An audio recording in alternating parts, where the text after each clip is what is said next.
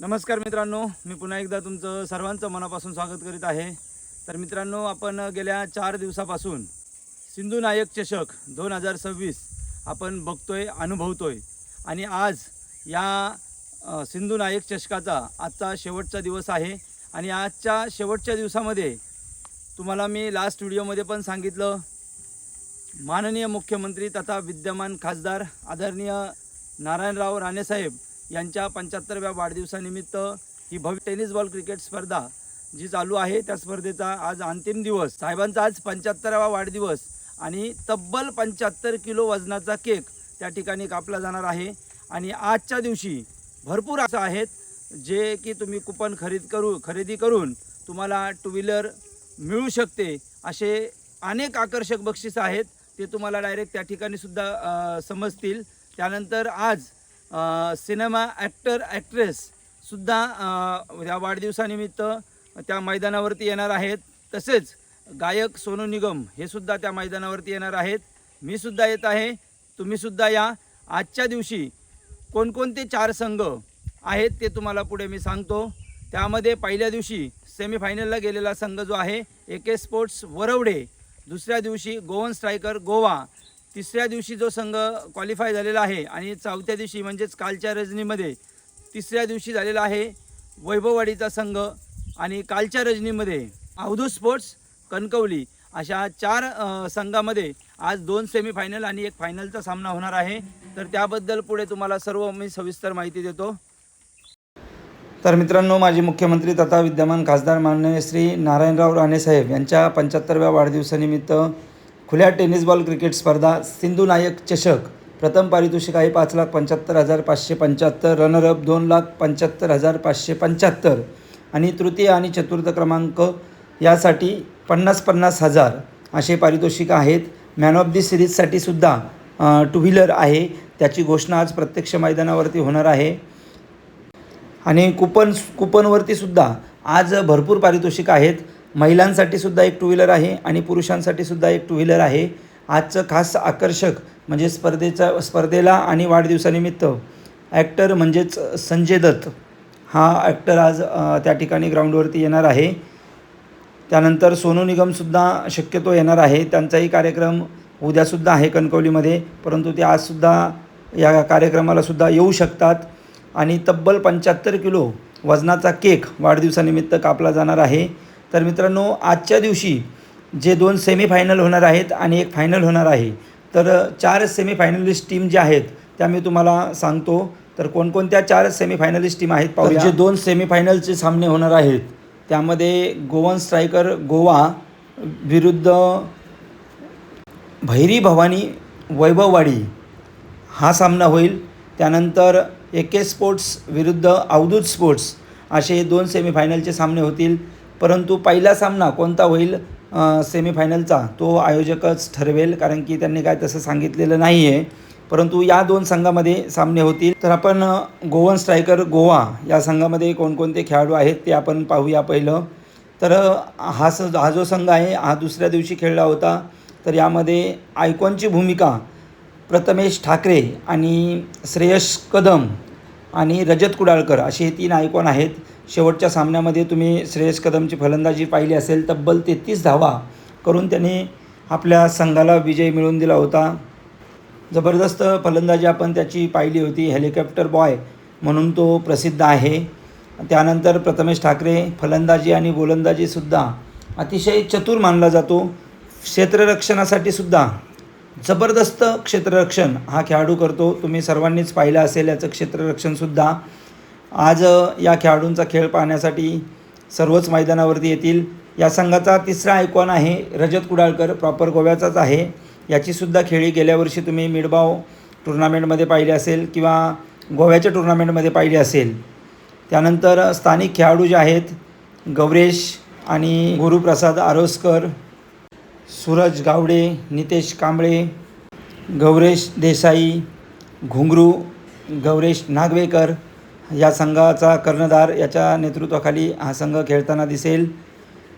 अतिशय दर्जेदार असा तालुक्याचा संघ आहे आणि त्यांच्याबरोबर हे जे 3 आयकॉन श्रेयस कदम, प्रथमेश ठाकरे आणि रजत कुडाळकर यांच्या विरोधात भैरी भवानी वैभववाडी तालुक्याचा संघ पुणे आणि आयकॉनसुद्धा पुण्याचेच आपल्याला पाहायला मिळतील. तर पाहूया आयकॉन कोणकोणते आहेत. महेश नानगुडे या खेळाडूला कोण विसरेल, कारण त्याची फलंदाजी तुम्ही परवा दिवशीच्या रजनीमध्ये पाहिली असेल. या टुर्नामेंटचं पहिलं अर्धशतक महेश नानगुडे यांच्या नावावरती आहे. अतिशय जबरदस्त कामगिरी त्यांनी केलेली आहे आणि शेवटच्या सामन्यामध्ये सुद्धा त्यांनी जबरदस्त कामगिरी करून मॅन ऑफ द मॅच त्यांनाच मिळाली होती. असे महेश नानगुडे सर्वांचेच आवडते खेळाडू आहेत. ISPLमध्ये सुद्धा त्यांनी जबरदस्त कामगिरी केली होती.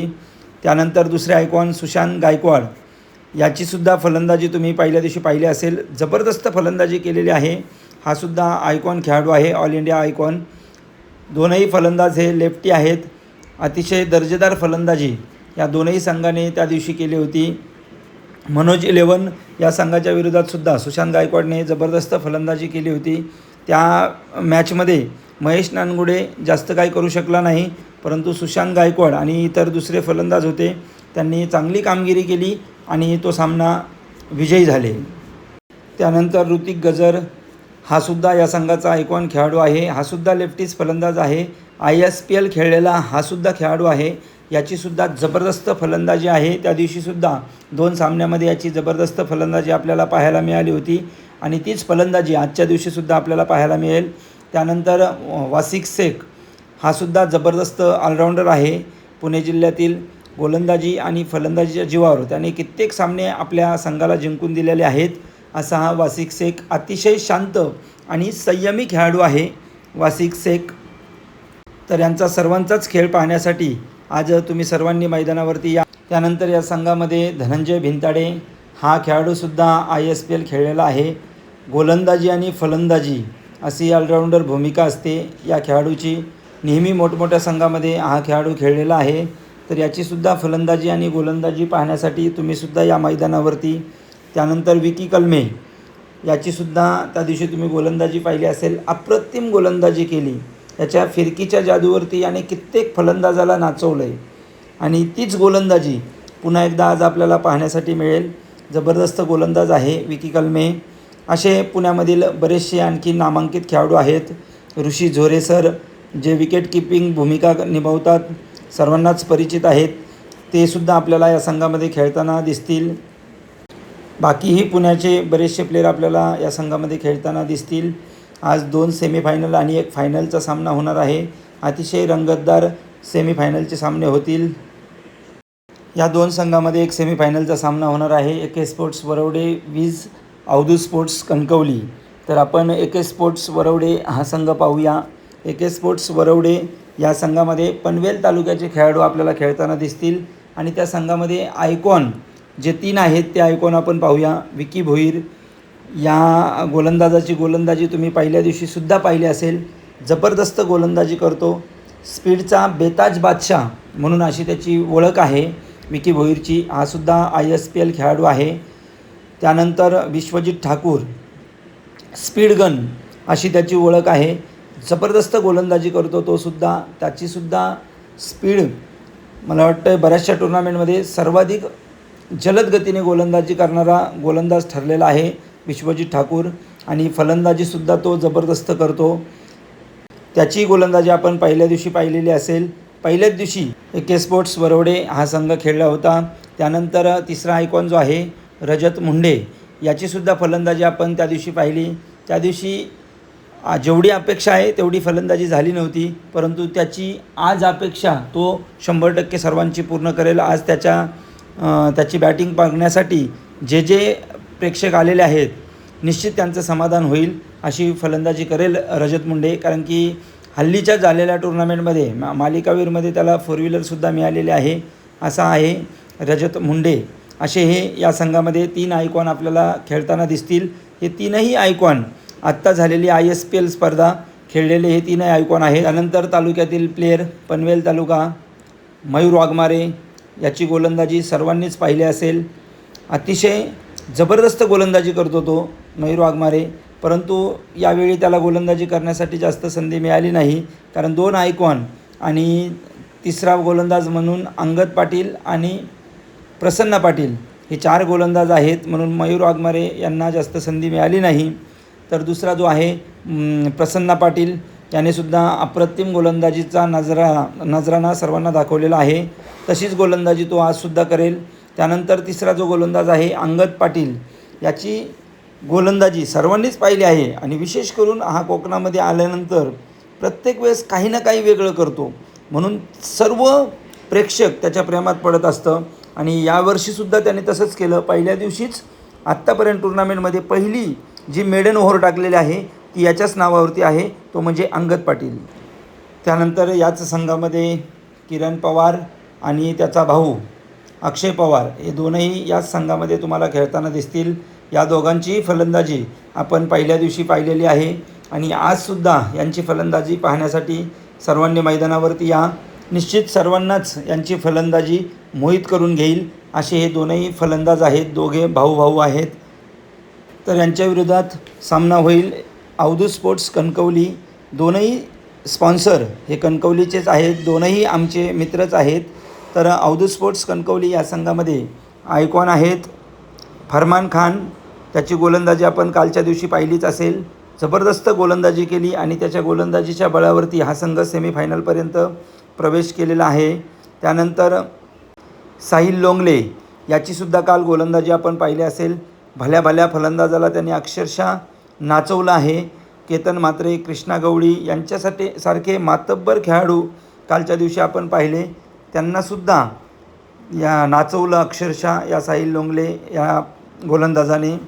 त्यानंतर याच संघामध्ये तिसरा आयकॉन जो आहे संस्कार ध्यानी, याचीसुद्धा आपण फलंदाजी कालच्या दिवशी पाहिलेली आहे. काल त्याने क्षेत्ररक्षणसुद्धा जबरदस्त केलं आणि बऱ्याचशा धावा वाचून आपल्या संघाला विजय मिळवून दिला. त्यानंतर तालुक्यातील खेळाडू पाहूया. ओमकार केनी याच्या नेतृत्वाखाली हा संघ खेळतो आहे.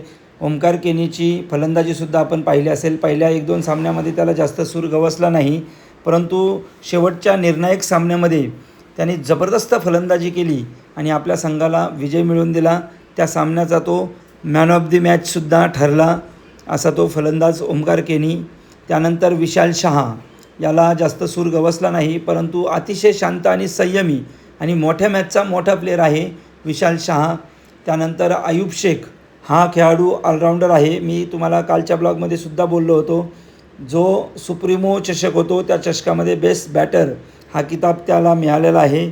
ऑलराऊंडर खेळाडू आहे आणि अतिशय शांत आणि संयमी असा हा खेळाडू आहे आयुब शेख. हे तीनही खेळाडू मातब्बर आहेत, जबरदस्त खेळी करणारे खेळाडू आहेत. त्यानंतर विकी मुंबईकर, याची फलंदाजी आपण अनुभवली असेल.